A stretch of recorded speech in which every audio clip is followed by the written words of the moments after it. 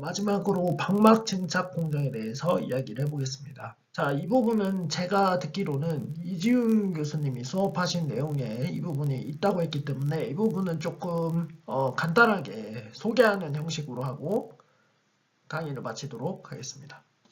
자, 쓴필름의 정의는 두께가 1000나노 이하인 방막을 얘기를 하는 거고요. 마이크로로 환산하면 1마이크로가 되고요. 물질로는 뭐 절연막도 해당이 되고 단결정 반도체 방막, 다결정 반도체 방막, 금속막 등이 다 해당이 됩니다. 자, 여기서 단결정이랑 다결정이 뭔지는 뒤에서 얘기를 하도록 하겠습니다. 자, 이런 방막을 사용하는 예는 이렇게 소자에서 봤을 때 처음에 인터커넥트 다이렉트릭이라고 되어 있죠. 우리가 여기에 엠모스랑 뭐 예를 들어서 피머스를 만들었습니다. 피머스를 만들면 이게 회로로 만들려고 하면 다양한 메탈층이 이렇게 형성이 됩니다. 커넥션을 시키기 위해서 메탈층이 형성이 되는데 이 사이사이에 절연물질을 채워줘야 됩니다. 이때 사용이 되는 거고요. 그 다음에 게이트 다이렉트릭 물질로 게이트 인슐레이터 물질로죠. 그리고 하이케이로 이제 많이 사용되기 때문에 거기에서도 활용이 되고요. 뭐 인터커넥트는 금속을 얘기하는 겁니다. 여기 연결시켜주는 금속들. 뭐 텅스텐이라든지 이런 걸 얘기하는 거고 그 외에 적층을 하는 구조로 할 때 이제 다결정 반도체 방막 뭐 폴리크리스탈린 실리콘이라고 하는 거를 증착할 때도 사용을 하고요. 이렇게 반도체 공정에서 요즘은 이제 방막 공정을 굉장히 많이 사용을 하고 있습니다. 자, 그러면 쓴필름, 얇은 방막은 결정성에 따라서 어떻게 분류를 할 수 있냐? 크게 세 가지로 분류할 수 있습니다. 결정질, 다결정질, 비정질. 영어로 하면 크리스탈린, 폴리크리스탈린, 아모포스고요. 결정질은 일반적인 실리콘을 얘기하는 거고 격자가 굉장히 주기적으로 배치가 되어 있는 상태를 얘기하는 거고요. 폴리크리스탈린은 어떤 구획을 기준으로 이렇게 나눠지죠. 결정성이 달라지는 예입니다. 예를 들어서 이 부분이 뭐 111 결정성이면 이 부분은 뭐 110 결정성, 이 부분은 100 결정성. 이렇게 결정성이 다양하게 하나의 물질에 배치되어 있는 걸 폴리크리스탈린이라고 하고요. 예로는 메탈이라든지 폴리실리콘이 예가 될 수가 있습니다. 크리스탈린은 순수한 반도체 물질을 주로 얘기를 하는 거고요. 아모포스는 비정질이라고 해서 절연막 같은 경우를 얘기합니다. 이거는 이제 결정성이 없죠. 랜덤하게 아무렇게나 격자가 배치되는 구조입니다. 자, 그럼 쓴필름을 증착하는 방법에 대해서 알아보도록 하겠습니다. 크게는 이제 네 가지 정도로 구별을 할 수가 있습니다. 물리 기상 증착이라고 해서 Physical Vapor Deposition, 그리고 Chemical Vapor Deposition, 그 다음에 Atomic Layer Deposition, 에피택시 등이 있는데요. 아마 이 중에서 물리 기상 증착이랑 화학 기상 증착은 배웠을 겁니다. 자, 물리 기상 증착의 가장 흔한 예로는 일렉트론 빔, 이베포레이터, 그리고 스퍼터 등이 있고요. 보신 것처럼 위쪽에 타겟 물질이 존재를 하고 웨이퍼 기판이 아래쪽에 존재를 합니다. 그래서 에너지를 뭐 일렉트론 빔을 가해주든지 열을 가해주든지 해서 여기 타겟 물질에서 이온이 떨어져 나오도록 만들어줍니다. 에너지를 가해준 상태에서요. 그러면 이 이온들이 자연스럽게 아래로 떨어지는 자유낙하 운동을 하고 이 아래 방막을 형성하는 방법이 되겠고요. 기본적으로 물리적인 소스를 많이 사용합니다. 뭐 금속 메탈이라든지 다른 이제 파우더라든지 이런 걸 사용을 하고요. 반면에 케미컬 베이퍼 데포지션 화학기상 증착 방법은 가스를 기본으로 사용해서 방막을 증착하는 방법입니다. 여기 예로는 뭐 LPCVD, PECVD, 그다음에 APCVD 등이 있고요. 그다음에 요즘 각광받고 있는 방막 증착 기술로는 아토믹 레이어 데포지션 방법이 있고요. ALD 장비라고 합니다. 주로 이제 하이케이 다이렉트릭을 증착할 때 이 물질을 사용을 하고요. 이 물질의 장점은 뒤에서 얘기를 하겠지만 굉장히 얇은 방막을 형성할 수 있다는 겁니다. 그리고 에피택시는 아까 앞에서 언급했던 단결정 실리콘 물질이라든지 단결정 반도체 물질을 증착하는 공정입니다. 자, 그러면 쓴필름 데포지션에서 공정을 평가할 때 가장 많이 쓰이는 평가 파라미터에 대해서 얘기를 해보겠습니다. 영어로 하면 스택 커버리지고요. 한국말로 하면 단차 피복성입니다. 이게 뭐냐면 웨이퍼의 어떤 단차가 발생을 했을 때 방막을 증착하면 얼마나 균일하게 방막이 증착되냐를 나타내는 정도라고 생각을 하면 되겠습니다. 가장 좋을 경우에는 이쪽 윗면에 증착되는 거랑 벽면에 증착되는 거랑 이 아래쪽에 증착되는 게 두께가 똑같아야겠죠. 이렇게 균일한 경우가 가장 좋은 경우가 될 거고요. 그래서 이 스택 커버리지는 이러한 두께 파라미터를 바탕으로 평가를 합니다. 사이드 스택 커버리지는 여기 보면 T, 위쪽에 증착되는 두께 대비 S죠. 옆쪽에 증착되는 두께 해서 곱하기 100을 해서 퍼센테이지로 해주는 거고요. 바텀 스택 커버리지는 여기 탑 부분 두께를 기준으로 요 바텀 두께가 얼마가 되냐를 나타내는 거고, 뭐 어스펙트 레시오는 이 구조체가 얼마나 깊고 좁게 파였냐 이걸 보는 거고요. 그래서 이러한 단차 피복성은 어스펙트 레시오, 즉 얼마나 좁고 깊냐, 그리고 이게 얼마나 반복적으로 형성이 되어 있냐 이런 것들에 의해서 영향을 받게 됩니다. 그래서 이러한 스택 커버리 특성이 이제 차이가 나는 이유는 기체 원자가 랜덤하게 움직이거나 아니면 이제 메탈 아이온 등이 랜덤하게 움직이기 때문에 이런 게 나타나고요.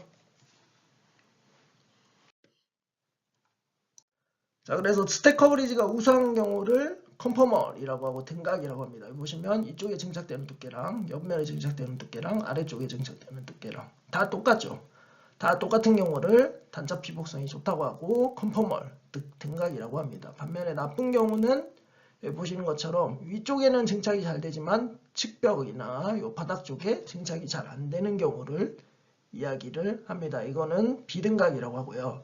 자, 이렇게 증착이 잘 안 되는 이유는 아까 말했듯이 기체가 랜덤으로 움직이기 때문인데, 자, 방막이 증착될 때 상대적으로 이 부분이 두껍게 증착이 됩니다. 그 이유는 이게 위에서도 붙고 45도에서도 붙고 뭐 60도에서도 붙고 다양한 각도에서 붙을 수 있기 때문이죠. 그러면서 여기가 먼저 증착이 이루어지면 이 안쪽으로 증착하기 위한 이온이나 가스가 들어가기가 힘들죠. 그렇기 때문에 여기가 얇게 만들어지게 되는 거고, 스택 커버리지 특성이 나빠지게 됩니다. 그럼 이 스택 커버리지 특성이 나중에 소자 만들 때 어떤 영향을 주냐?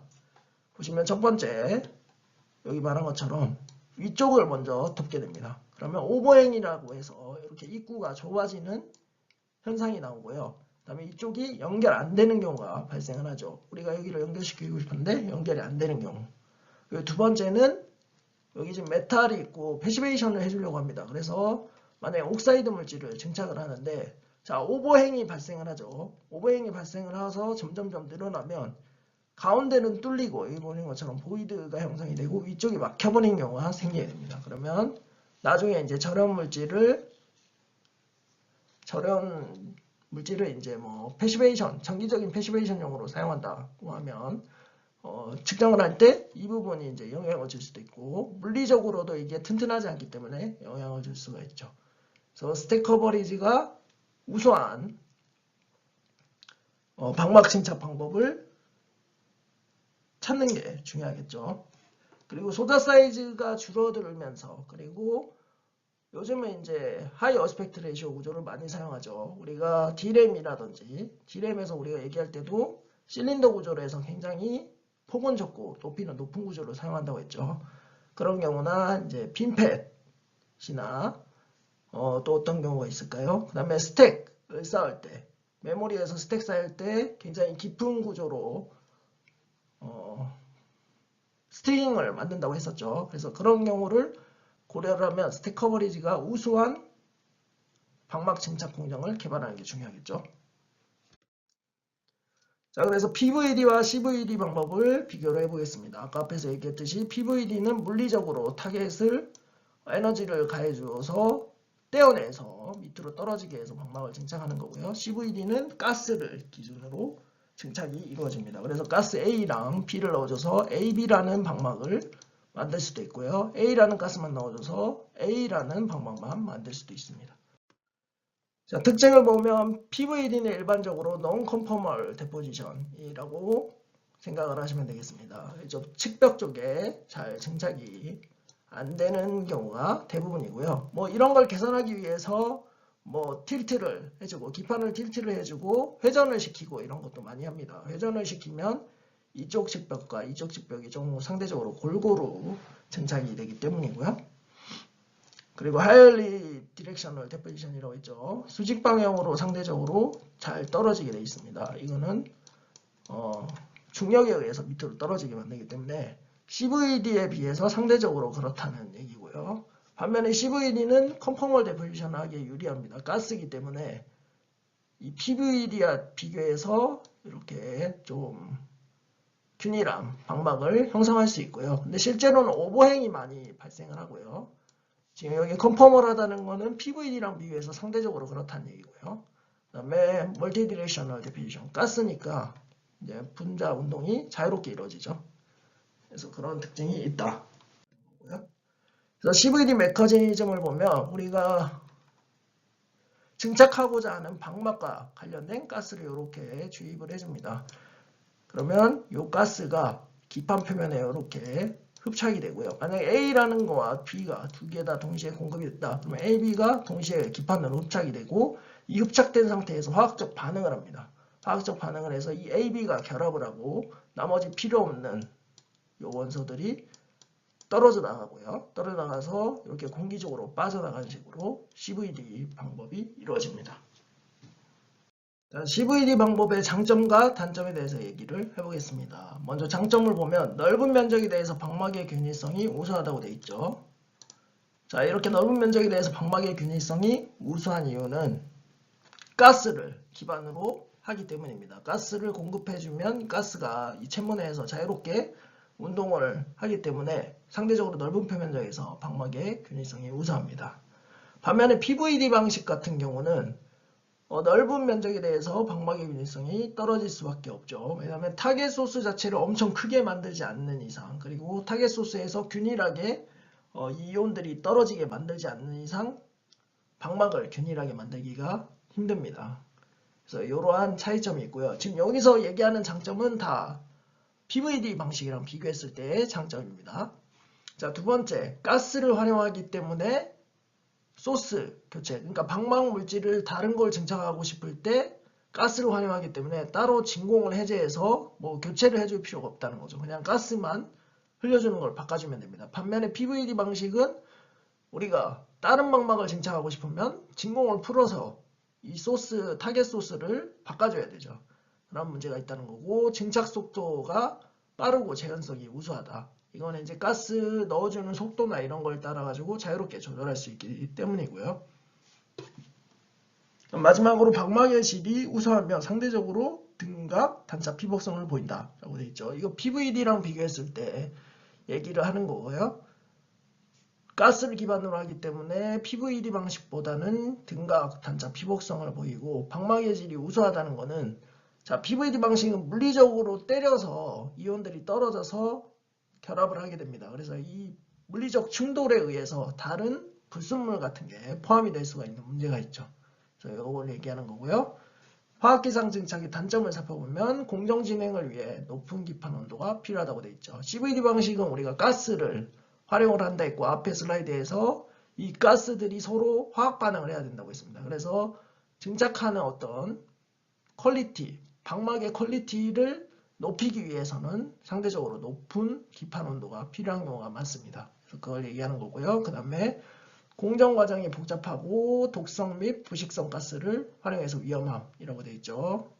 이게 가스를 활용하다 보니까 공정 장비가 좀 복잡할 수가 있죠. 그리고 컨트롤해야 될 파라미터도 많고요. 그래서 여기 공정 제어 변수가 많다고도 되어 있죠. 예를 들어서 챔버의 온도, 그 다음에 압력, 그 다음 가스 흘려주는 유량, 그 다음 기판 온도, 뭐 여러 가지를 제어해야 되기 때문에 그거를 제어하기가 조금 힘든 부분이 있고요. 세 번째는 방막이 고순도가 아닐 수 있다고 되어 있죠. 자, 공기 중에 수소이온이라든지 이런 것들이 방막 내에 포함될 수 있는 가능성이 있기 때문에 이 얘기를 하는 거고요. 하지만 PVD 방식보다는 훨씬 순도가 높다고 볼 수가 있겠습니다. 자, 마지막으로 CVD 방식 세 가지에 대해서 비교를 해보도록 하겠습니다. CVD 방식은 크게 세 가지로 나눌 수가 있는데, 자, APCVD, LPCVD, PECVD가 있습니다. 각각 약자는 Atmospheric 프레셔 CVD고요. LPCVD는 로우 프레셔 CVD, PCVD는 플라즈마 인핸스드 CVD입니다. 자, LPCVD는 이제 대기압 상태에서 열 에너지를 이용해서 증착을 하는 방식이고요. LPCVD 말 그대로 저기압, 진공을 잡아준 상태에서 증착을 하는 거죠. 그리고 PCVD는 플라즈마를 이용해서 가스 결합을 진행하는 방식입니다. 장점을 보면 LPCVD는 장비가 심플하고 증착 속도가 빠르다는 장점이 있고요. LPCVD는 방막의 퀄리티가 좋습니다. 왜냐하면 기압을 낮췄기 때문에 불순물이 존재할 가능성이 좀 낮죠. 그리고 스택 커버리지도 상대적으로 좀 뛰어납니다. 진공 상태이기 때문에 불순물이라든지 이런 게 영향을 안 줘서 상대적으로 좀 균일한 방막을 형성할 수가 있고요. PCVD의 가장 큰 장점은 온도가 낮다는 겁니다. 여기 APCVD나 LPCVD는 무조건 온도를 기반으로 CVD 방식이 진행되는 겁니다. 반면에 PCVD는 플라즈마 상태로 가스를 변형해줘서 결합을 시키기 때문에 공정 온도가 상대적으로 낮은 장점을 가지고요. 단점을 보면 이제 APCVD는 풀 스텝 커버리지라고 되어 있죠. 당연히 불순물이 존재할 수밖에 없는 환경이기 때문에 이런 기체들이 영향을 많이 받죠, 운동에. 그래서 스택 커버리지가 나쁠 수가 있는 거고요. LPCVD는 고온에 열이 가해져야 된다는 거, 그 다음에 증착 속도가 느리다는 거, 그리고 진공 시스템이 필요하다는 단점이 있습니다. PCVD는 파티클이라든지 케미컬 컨티미네이션이 존재할 수 있는 가능성이 있다는 거고요. 플라즈마 상태로 만들게 되면 여러 가지 다른 이온들도 존재할 수가 있다고 했죠. 그렇기 때문에 이러한 거를 얘기를 하는 거고요. 사용 용도를 보면 APCVD는 주로 로우 템퍼러처 옥사이드라고 되어 있죠. SiO2 주로 어디에 사용할까요? 패시베이션 용도로 많이 사용하겠죠. 로우 템퍼러처니까 방막 특성이 안 좋겠죠. 그리고 PCV도 마찬가지로 패시베이션 용도로 많이 활용을 하고요. LPCVD 같은 경우는 주로 이제 폴리실리콘 레이어를 증착하거나 SiO2로 퀄리티가 좀 더 좋은 걸 증착을 할 때 사용을 합니다. 이러한 차이점이 있다는 걸 알아두시면 좋을 것 같고, 자, 다음으로 소개할 기법은 아토믹 레이어 데포지션 ALD 기법이라고 하고요. 자, 이 기법은 최근 들어서 반도체 회사에서 가장 많이 사용되는 방막 증착 기술 중 하나입니다. CVD보다 더 많이 각광을 받고 있고요. 그 이유는 이제 소자 사이즈가 줄어들면서 스택 커버리지가 우수한 기술이 필요했고, ALD가 CVD보다 훨씬 스택 커버리지가 우수한 특성을 보입니다. 그래서 선폭이 30나노를 전후해서 이 CVD나 PVD 방식 대신에 ALD 방식이 활용이 됐고요. 이렇게 ALD 방식이 활용되는 이유는 증착 기법에서 기인을 합니다. ALD는 말 그대로 원자층을 적층을 합니다. 그래서 원자가 두께가 수옹스트롱이죠. 이 원자들을 한 레이어씩 증착하는 공정이기 때문에 방막의 두께를 좀 더 정밀하게 증착을 할 수 있는 장점이 있고, 스택 커버리지도 훨씬 좋게 만들 수 있는 장점이 있죠. 자, CVD와 PVD 방식은 ALD 방식과 비교해서 한 번에 방막을 증착합니다. 레이어별로 이렇게 증착을 한 레이어씩 원자층으로 하는 게 아니고 한꺼번에 가스를 넣어줘서 한꺼번에 방막이 형성되게 만들어지기 때문에 스택 커버리지도 상대적으로 나쁘고요. 그리고 물론 이제 증착 속도는 빠르겠죠. 증착 속도는 빠르겠지만 스택 커버리지 나쁘고, 그 다음에 유니포미티라든지 소자 사이즈가 줄었을 때 그 사이사이에 증착하기도 힘든 문제점들이 생길 수 있습니다. 뭐 보이드를 만들다든지 오버행을 만든다든지 이렇게 될 수가 있죠. 자, ALD는 그래서 자기 제한적 표면 처리 기법을 바탕으로 증착이 이루어지고, 이 자기 제한적 표면 처리는 아무리 가스를 많이 넣어줘도 원자층 한 개만 증착이 되는 현상입니다. 그래서 우리가 사이클별로 2레이어를 깔아주고 또 쉬었다가 이 레이어를 깔아주고 이런 식으로 증착을 진행을 합니다. 자, 그럼 ALD 방식을 활용해서 소자에 어디에 많이 활용하냐? 보통은 하이-K 다이렉트리, 유전체가 높은 절연막을 증착할 때 사용을 합니다. 그럼 이 절연막이 어디에 사용되냐? 모스펫의 게이트 다이렉트리, 리키지 커런트를 줄이기 위해서 좀 더 두꺼운 하이-K 다이렉트리 물질을 사용하기 위해서 ALD 방식을 활용을 하고요. 자, 두 번째, D램에서 캐패시터를 만들 때 사용을 합니다. 자, 캐패시터 만들 때 요즘 캐패시터가 어떤 식으로 간다고 했나요? 3D 스트럭처로 간다고 했죠. 소자 사이즈가 줄어들면서 셀에 저장할 수 있는 전하량이 줄어들기 때문에 이걸 키우기 위해서 좁고 높은 형태로 캐패시터를 만든다고 했습니다. 그러면 스택 커버리지가 우수한 기술이 필요하겠죠. 그렇기 때문에 이 ALD 방식을 사용을 하고요. 간단하게 예시가 나와 있네요. 여기 챔버가 있고 여기에 가스를 공급을 해줍니다. 1차, 2차 가스. 그래서 각각을 1차 소스를 한번 넣어주고 한 레이어를 증착을 하고 2차 소스를 넣어줘서 두 번째 레이어를 증착을 하는 식으로 공정이 이루어집니다. 뒤에서 이 부분을 좀 더 설명을 하겠습니다. 자, ALD 메커니즘을 살펴보면 자, 1단계 우리가 아까 가스 두 개가 있다고 했죠. 그 중에 전구체에 해당하는 가스를 넣어줍니다. 그러면 모노레이어가 이렇게 증착이 되게 됩니다. 이건 지금 AL2O3 알루미늄 옥사이드를 증착하는 공정 같네요. 그러니까 지금 EALCH3라는 가스를 공급을 하는 거죠. 그러면 원자층 한 개가 이렇게 형성이 됩니다. 이게 자기 제한 표면 처리 때문에 이렇게 되는 거고요. 나머지 가스는 빠져나가겠죠. 그리고 나서 두 번째에 해당하는 가스를 넣어줍니다. 반응을 하는 가스죠. 이게 지금 3H2O죠. 그럼 요거를 넣어주면 또 한 레이어가 이렇게 증착이 되죠. 그러면서 날아가 버리는 거죠.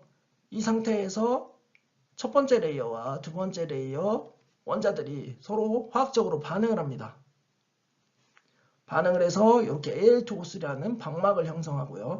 나머지 부산물들이 공기 중으로 빠져나가서 배출되는 거죠.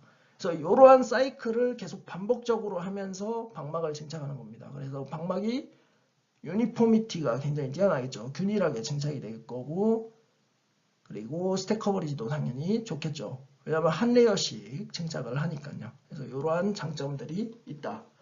라는 거고 이러한 장점은 증착 메커니즘에서 기인한다라고 생각을 하면 되겠습니다. 자, 그래서 ALD의 장점을 한번 살펴보도록 하겠습니다. ALD의 장점 첫 번째, 단자 피복성이 우수하다. 그리고 챔버 온도가 낮다. 상대적으로 CVD 방식보다는 훨씬 낮은 온도를 가질 수 있죠. 그 이유는 ALD가 플라즈마 방식을 기반으로 하는 경우가 많기 때문입니다. 자, 그럼 PCVD랑 비슷한 증착 과정을 거친다라고 생각할 수가 있겠죠. 그리고 파티클 오염이 상대적으로 작다고 되어 있죠. 진공을 잡아주기 때문에 그런 거고요. 자, 여기 CVD에서 파티클 오염이 많은 이유는 APCVD 장비라든지 플라즈마 PCVD 장비가 있기 때문에 그런 거고요. 이 ALD는 똑같이 플라즈마를 사용하지만 자기 제한적 표면 처리로 한 레이어, 원자 하나만 쌓이게 하기 때문에 불순물이 들어가기가 힘들죠. 그리고 접합성이 뛰어나다는 거고요. 그리고 균질, 친밀성도 굉장히 좋은 장점을 가집니다. 반면에 단점은 뭘까요? 제일 먼저 눈에 들어오는 게 공정 속도죠. 우리가 원자층 하나씩 수옹스트롱씩 이렇게 증착을 하다 보니까 수나노를 증착하려면 이 사이클을 계속 반복을 해야 되는 거죠. 그렇기 때문에 공정 속도가 느리다는 거고요. 그리고 또 하나는 막 두께가 상대적으로 낮다는 겁니다. 자, 우리가 막 두께를 두껍게 하려면 굉장히 시간이 많이 걸리기 때문에 막 두께를 너무 두껍게는 할 수 없다는 얘기가 되는 겁니다. 뭐 공정 속도와 상호 작용 관계가 있겠죠. 그래서 ALD 방법은 또 추가적으로 고가의 장비가 필요합니다. 플라즈마를 형성해야 되는 것도 있고 아까 말했듯이 자기 제한적 표면 처리가 되도록 환경을 만들어줘야 되기 때문에 장비가 비싸고요. 그래서 이러한 ALD의 장점, 단점을 잘 기억을 해주시면 될 것 같고요. 그 중에서도 가장 기억을 잘해야 될 거는 스택 커버리지가 우수하다는 거죠. 그리고 스택 커버리지가 우수한 이유가 뭐냐? 그거는 원자층으로 증착이 이루어지기 때문이다. 요거를 기억하시면 되겠습니다. 자, 여기까지가 반도체 디스플레이 공학 소자 파트 공정 내용이었고요. 한 학기 동안 수고하셨습니다.